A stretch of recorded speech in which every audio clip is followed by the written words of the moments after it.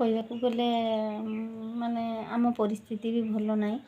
ତ ମୋର ଗୋଟେ ପୁଅ ଅଛି, ସିଏ ଏବେ +2 ସେକେଣ୍ଡ ଇୟର୍ ପାଠ ପଢ଼ୁଛି। ମୋତେ ବି ବହୁତ ଟେନସନ୍ରେ ଥାଏ ମୁଁ, ତେଣୁକରି ମୁଁ ଏଇ ଛୋଟ ମୋଟ ବିଜନେସ୍ କରିକି ଯାହା ହଉ ଚଲେଇଛି। ଆମର ଚଳିବା ବି ଏତେ ଭଲ ନୁହେଁ। ତ ତାକୁ ଗୋଟେ ମୁଁ ଗାଡ଼ି କିଣି ଦେଇ ପାରୁନି, ଗୋଟେ ସେଇ ପୁରୁଣା ଗାଡ଼ିଟା ଚଲାଉଛି ସିଏ। ଯାହା ଚାହେଁ ମୁଁ ତାକୁ ଗୋଟେ କିଣିଦେବି ବୋଲି, କିନ୍ତୁ କିଣିପାରେନି ତା ପାଇଁ।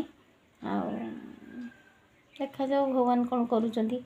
ଆଉ ଦୟାକରି ଆପଣମାନେ ବି ଯଦି ଟିକେ ହେଲ୍ପ କରିବେ ମୋତେ, ତ ତାହେଲେ ମୁଁ ବି ସେଇ ଯାହାହେଲେ ଟିକେ ଆଗକୁ ଯିବି। ଦେଖନ୍ତୁ, ଆମେ ଟଙ୍କା ପଇସାରେ ତ କାହାକୁ ସାହାଯ୍ୟ କରିପାରିବାନି।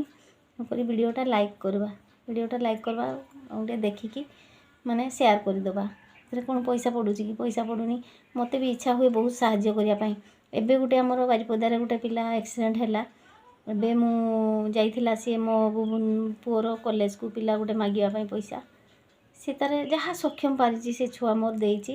ଆଉ ସିଏ ବି ଚାହେଁ କାହାକୁ ସାହାଯ୍ୟ କରିବା ପାଇଁ, କିନ୍ତୁ କରିପାରେ ନାହିଁ। ମୋତେ ବହୁତ କଷ୍ଟ ହୁଏ, କାହିଁକିନା ମୁଁ ବି ନିଜେ ଗୋଟେ ଗରିବ। ମୁଁ କ'ଣ ଗରିବକୁ ଦେଇପାରୁନି। ଯାହା ମୋ ପାଖରେ ଥାଏ, ଆମ ଘରକୁ ଯିଏ ବି ଆସିବା ପାଇଁ ସେ କେବେ ଖାଲି ହାତରେ ଘୁରେନି। ଆଉ ମୋତେ ବି ଇଚ୍ଛା ହୁଏ ମୋ ପାଖରେ ବହୁତ ଯଦି ଟଙ୍କା ଥାନ୍ତା, ତାହେଲେ ମୁଁ ବି ସବୁ ମାନେ ଯେତେ ଗରିବ ଲୋକକୁ ଦିଅନ୍ତି। ମୁଁ ଭାବେ ଏଇ ରାସ୍ତା ଫାସ୍ତା ଗୁଡ଼ା ବି ମୁଁ ନିଜେ କରିଦେବି, କାହିଁକିନା ଆମର ଟିକେ ରାସ୍ତା ଝାମେଲା ବହୁତ ହୁଏ ଏଠି। ତ ସେଗୁଡ଼ା ମୁଁ ନିଜେ କରିଦେବା ପାଇଁ ଚାହେଁ, କିନ୍ତୁ ମୁଁ ପାରେନି ଯୋଗୁରୁ ମୋତେ ବହୁତ କଷ୍ଟ ହୁଏ।